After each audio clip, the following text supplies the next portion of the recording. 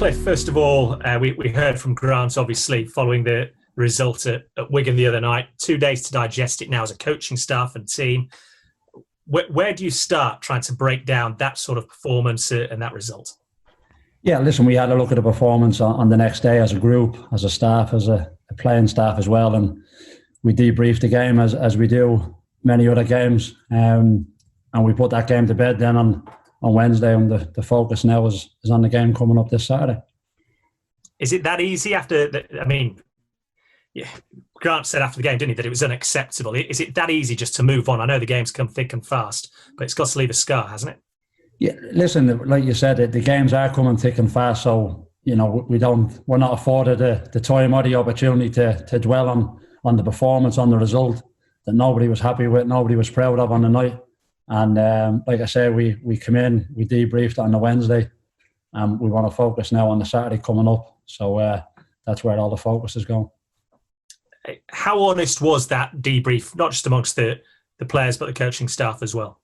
Yeah, it's honest as it is every week, every game. We've got that trust in each other as a group that we can be honest, and irrespective of the scorelines, there's always an honesty in the debrief room the following day, and it was no different this week.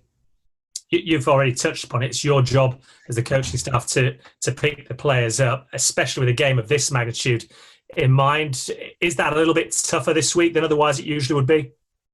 We maybe thought it would have been, but looking at the boys this morning and the group, we made it quite clear after we debriefed the game. You've got to move on. We can't affect what's gone, and we can only look forward to the game that's coming. And in this busy schedule of games, that's been the focus going from game to game. Because as you know, it's Saturday, Tuesday, maybe Thursday, Sunday. So the turnaround is very, very quick. And the boys have come in bright this morning, trying hard, applied themselves well. So we focus again coming up for this Saturday.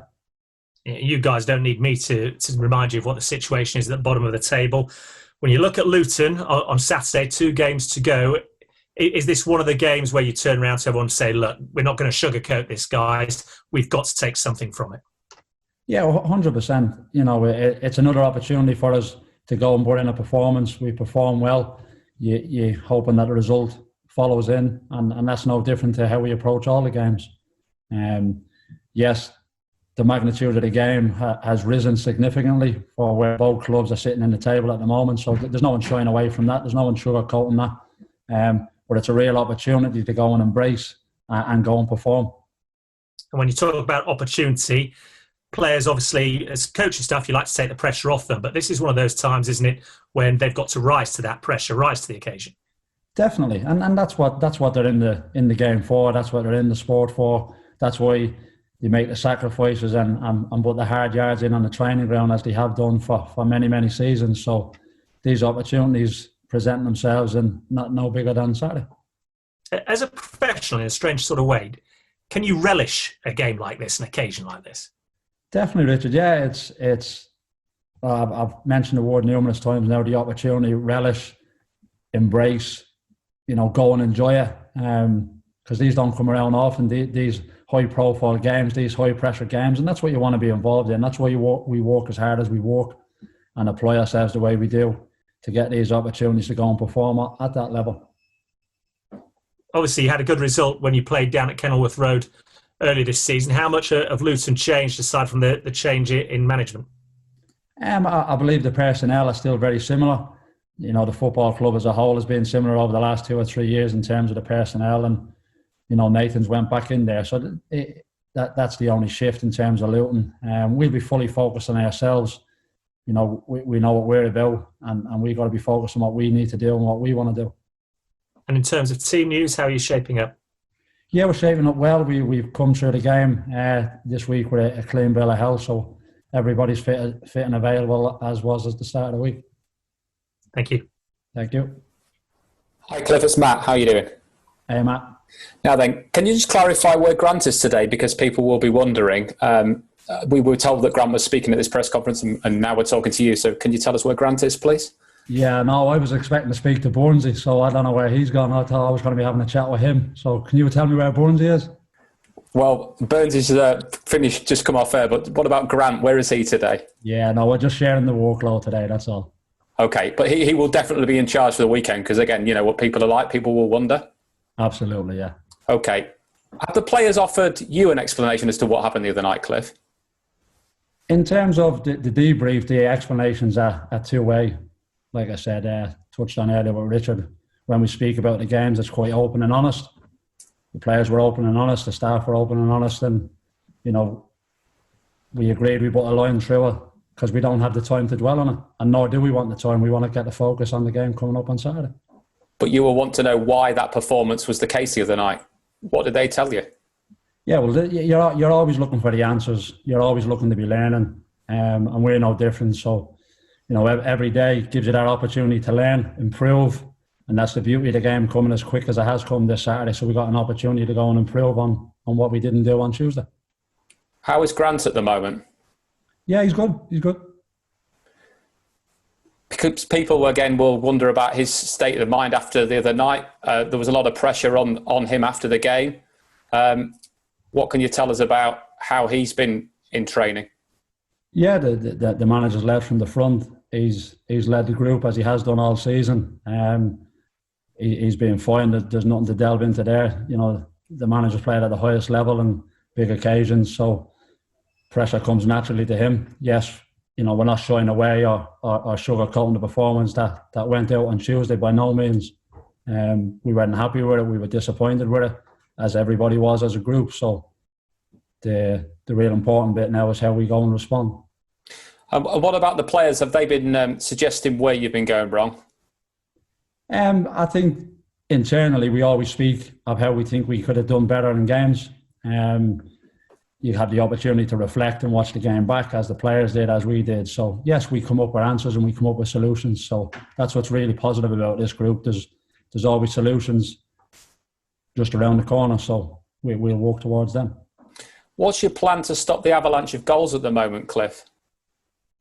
In terms of your approach? Yeah, well, Tuesday night aside, I think you can take the word avalanche out, but yes, it's an area that we need to improve on, but it's a work in progress all the time. So, you know, we'll be focusing on what we want to do. How do you see the picture after last night and going into the weekend? Because obviously there are games, of course, ahead between now and when you play. How do you see the picture right now? Because you are still in touch, aren't you? Yeah, listen, we've got a big opportunity, like I touched on, that we're going to embrace that challenge. That opportunity is going to come our way the weekend, and that's all our focus can be. It's not me sidestepping anything else. The focus has to be Saturday because nothing else counts. How difficult will it be, do you think, to draw a line under it?